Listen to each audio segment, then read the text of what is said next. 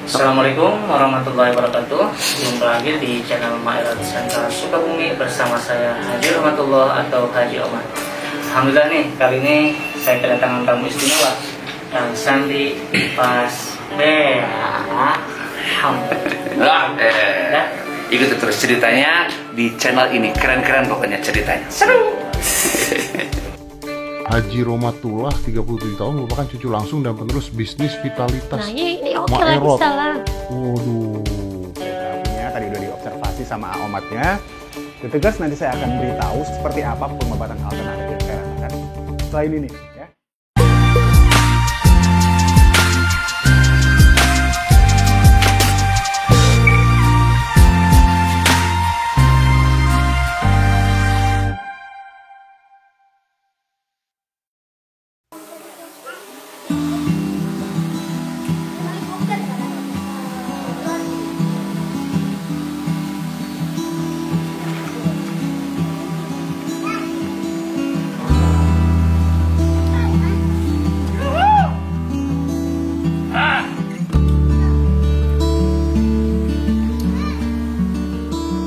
Pemirsa, hampir 3 jam menggunakan kendaraan roda 4. Saya sampai di tempat ini, sebuah perkampungan di mana pernah tinggal seorang emak-emak yang sangat terkenal di Indonesia bahkan di Asia. Beliau memiliki keahlian yang sangat spesial sekali. Para cowok-cowok pasti tahulah. Dan di perkampungan ini saya akan ngajak ngobrol keturunan beliau. Gila, the one and the only Maerot. Capek guys.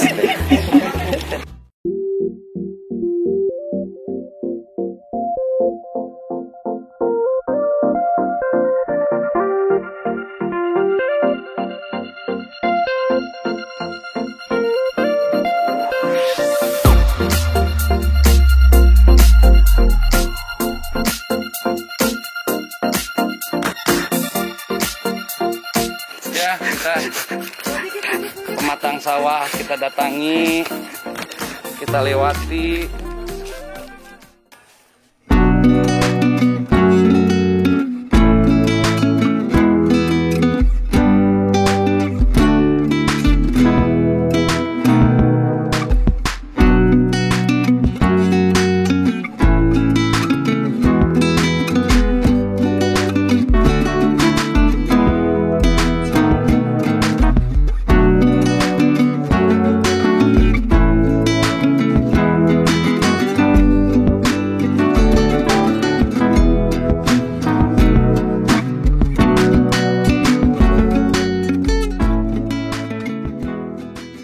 Jalan dari Maerot, nanti saya akan ketemu dengan siapa, saya juga sekalian mau ziarah ke makam Maerot. Ikut saya. Assalamualaikum. Wah, udah mulai gerimis Kang, saya Kang. Aduh, sedang ziarah, mau ikut ziarah ke Maerot. Allahu Akbar. Udah tahun berapa sih Maerot ini berpulang? Ini pada tahun 2008, berarti sudah 13 tahun beliau meninggalkan kita dan meninggalkan banyak cerita spesial ya buat Indonesia dan Asia pada umumnya. Oke, kalau Maerot sendiri meninggalkan ilmunya pada siapa? Anaknya, cucunya, atau siapa? Ke anaknya dulu. Ke cucunya. Nah, saya mau ngobrol-ngobrol tentang Maerot dengan siapa yang saya bisa ajak ngobrol yang masih menjalankan terapinya? Haji Baban dan Haji Omat. Tapi sebelum kita ngobrol-ngobrol, saya mau kirim Fatihah dulu buat Mak, boleh? Bisa, saya mau kirim Fatihah dulu buat Mak. Bismillahirrahmanirrahim. Khususan Maerot binti Muntasya Al-Fatih.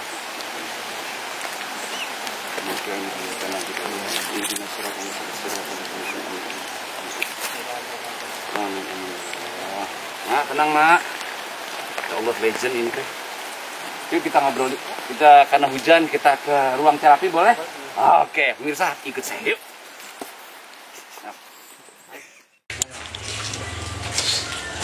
Akhirnya kita sampai di rumah.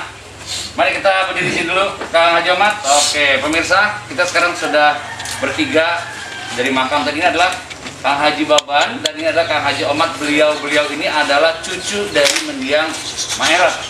Benar ya? Nah, biar lebih jelas, cucu dari anak ke Tiga, orang tua saya anak ketiga. Anak ketiga dari mana? Ini Kang Jamat? Ini adik saya. Oh, adik berarti sama ya, orang Adik tua kakak. Iya. Orang tua abah. Nah, ini rumah ini adalah rumah Mak Erot atau rumah siapa? Oh, ini adalah kediaman Haji Omat. Berarti mendiang Mak Erot itu tidak praktek di sini dulu. Gimana? Sekarang udah Di bawah sana? Iya. Tidak dipakai lagi. Sudah tidak dipakai lagi karena sudah dari 2008 ya beliau berpulang, jadi kurang lebih udah 13 tahun. 13 tahun beliau berpulang. Nah, boleh nggak pemirsa diceritakan sebenarnya pada saat masa jaya-jayanya Mak Erot saat itu seberapa ramainya, seberapa panjang antriannya, dan itu dari mana aja datang pasien-pasiennya? Dulu kan kalau antrian sudah menginap jam. Di sini sampai terima nginep. Oke. Di bawah. Di bawah ya. Sampai menginap juga kan. Dari luar sama. Dari luar negeri juga ada, saya dengar dari Jepang ada, dari Singapura, Malaysia juga ada, gitu ya. Nah, itu sampai menginap-inap dan itu, ini kan kita bisa lihat jalanannya cuma segini aja gitu. Dan ini parkirnya mereka di mana? Sedapatnya lah yang bisa dibilang begitu ya. Nah, saya pengen tahu lagi bahwa Mak Erot itu lahirnya tahun berapa sih? Kalau lahir saya kurang begitu apa, begitu tahu. Sejak saya kecil, Sudah praktek? Sudah praktek sebesar segitu-gitu. Sudah Tuanya, praktek. tuanya dan emak, tuanya sebesar itu. Nyampe saya sekarang udah tua sampai meninggal, emak rupa emak kayaknya sama kayak Masih begitu-gitu iya. aja ya. Alhamdulillah pemirsa, saya sendiri sebenarnya beruntung sekali karena pernah bertemu dengan Mak. Saya pernah satu pesawat dengan beliau dan sampai akhirnya berpulang. Rahmatullah. Nah, saya pengen tahu dong perasaan sebagai cucu-cucu beliau. Nih ya, kita sama-sama tahu bahwa Mak ini menjadi perbincangan banyak laki-laki di luar sana yang membutuhkan bantuan Mak yang berkaitan dengan vitalitas, kebugaran. Nah, ini merupakan sebuah kebanggaan kah atau merupakan dalam tanda kutip aib gitu ya? Di satu sisi mungkin kebanggaan. Kebanggaan. Tapi di satu sisi tantangan juga. Tantangan juga karena banyak yang ngomongin gitu ya. Betul. Nah, dan karena kan banyak yang belum tahu pola terapinya seperti apa. Ya, Oh, betul. apakah Mak itu menyentuh bagian vital dari para pasiennya? Karena kita tahu setiap hari aja ada banyak sekali pasien yang datang dan sekian belas tahun Mak sudah praktek, puluhan tahun mungkin. Dan itu gimana komentar Haji Bagong? Kalau Mak Erot sama sekali tidak menyentuh alat vital laki-laki.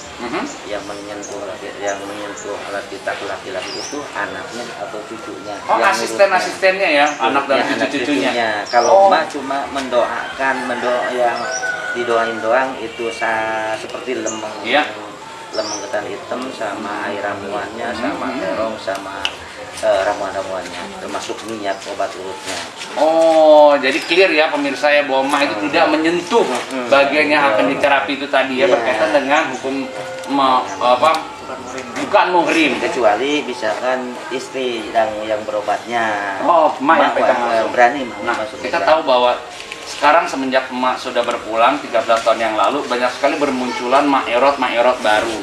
Ya, kita juga tahu bahwa kita nggak tahu kebenarannya apakah memiliki kemampuan yang sama, mengobati yang sama. Dan ini gimana pendapat keluarga? Ada tindakan nggak? Jelas kalau Liputan. udah pasti family keluar kami. Oh, di kampung apa namanya ini? Kampung Cigadok. Kampung Cigadok itu yang terapi pasti adalah keluarga. Kalau nggak anak, cucu, mantu, sepupu lah gitu ya. Itu pasti itu ya. Saya pengen tahu dong. Kita tahu bahwa kemampuan Mak Erot sudah melegenda. Banyak sekali para pria yang sudah terbantu. Saya pengen tahu, seperti nggak Mak, terapi yang dilakukan oleh anak dan cucu Mak itu apakah punya khasiat yang sama, keampuhan yang sama atau enggak? Insya Allah sama. Karena mengenai media dan doa tidak dijamin bersama. Hasilnya sama dan dilihat dari testimoni para pasien. Sama saja. Cuman kalau emak, sosok emak memang tidak bisa tergantikan. Iya, sosok emaknya. Kalau Tapi hasil dari terapinya sendiri, insya Allah sama. Itu Doanya juga sama. hasilnya sendiri dari testimoni para pasien sendiri, mereka menjawabnya seperti apa? Kan ada yang bekas pasien emak, terus ada juga yang dipegang sama Kang Haji Omat itu. Oh sama ternyata itu atau oh ada beda ya gitu. Sejauh ini alhamdulillah kan ada sebelum-sebelumnya kan pernah review juga kan. Iya. Alhamdulillah. Oke, saya mau nanya terakhir dong, semenjak meninggal emak, animo masyarakat yang hadir ke sini apakah masih sebesar dulu? Karena pasti di luar sana banyak orang yang bilang, yang megang bukan Mak Erot lagi, pasti sudah tidak seampuh dulu. Seberapa persen penurunannya? Selama itu valid, alhamdulillah sih antusias bagus. Masih bagus ya? Masih bagus. Sebelum pandemi dan sesudah pandemi gimana? Pandemi itu hanya ada pembatasan bagian di luar kota aja sih. Oh, Yang gitu ya. dekat-dekat sih nggak ada masalah. Oh gitu ya. Seperti yang ada janji kan dari Brebes, katanya kan ada aturan dilarang mudik kan. Iya. Nah dia jadi nggak bisa lewat. Iya, nah pemirsa kita lihat juga bahwa Haji Obat dan Haji Baban juga mengenakan masker. Di sini menjalankan protokol kesehatan. Jadi masih aman lah bisa dibilang gitu ya. Oke, pemirsa clear. Sekarang saya ingin mengajak pemirsa untuk ke ruang terapi. Seperti apa sih terapinya? Apakah benar bisa memanjangkan umur, membesarkan rezeki? Nah, itu maksudnya. Nah, nanti akan diceritakan, dipraktekkan langsung seperti apa. Nah, nanti yang mempraktekkan siapa? Baban atau Haji Omat? Boleh, Kang Haji Omat ya. Oke pemirsa, ikuti saya ke ruang prakteknya. Serunya kayak apa?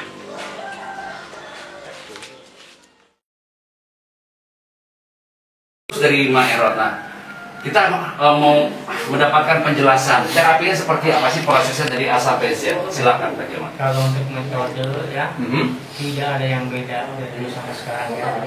Dari semenjak Mak Erot sampai sekarang. Oke. Saya alami hanya menggunakan ramuan tradisional disertai dengan doa-doa khusus. Ramuan tradisional dan doa-doa. Ya, jadi tidak ada sesuatu alat apapun yang dimasukkan ke alat vital.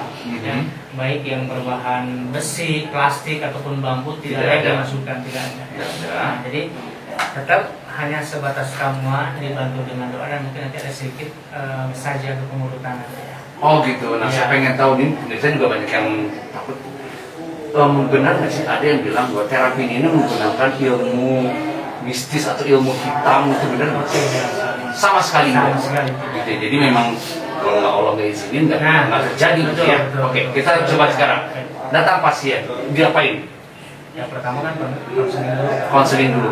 Tanya keluhannya apa, gitu kan? Ya. Ataupun punya tujuan terapinya apa. Iya. Setelah itu langsung kita observasi, Iya. penanganan langsung di Mr. Baiknya. Di situ kan ada 3 bagian. Pertama pendoaan langsung di Mr. Baik. Ada juga penerapan obat atau ramuan yang berupa minyak ya. Ini minyak. Ini minyak apa? Minyak bulus atau minyak apa? Bukan, ini minyak Kusuma aja ya. Oh, Mak yang bikin ramuan. Nah, jadi yang terakhir itu pemeriksaan ya. Pemeriksaan. Pendoaan, penerapan obat sama pemeriksaan. Oh, itu oke. dalam satu treatment ada 3 bagian ya. 3 tahapan itu 3 ya. tahapan ya, isinya itu ya. Setelah itu nanti disempurnakan dengan ramuan dalam. Ramuan ada dalam. yang sifatnya diminum, ada yang sifatnya dimakan atau dulunya ya. Yang diantaranya delman, sama nanti ada juga buah terong pancasona sebagai pengeras Mr. P, yang dalam B. Ada juga yang diminum sebagai penambah durasi ya. Oke, durasi. Ya, Oke. jadi Endurance. ya, Oke.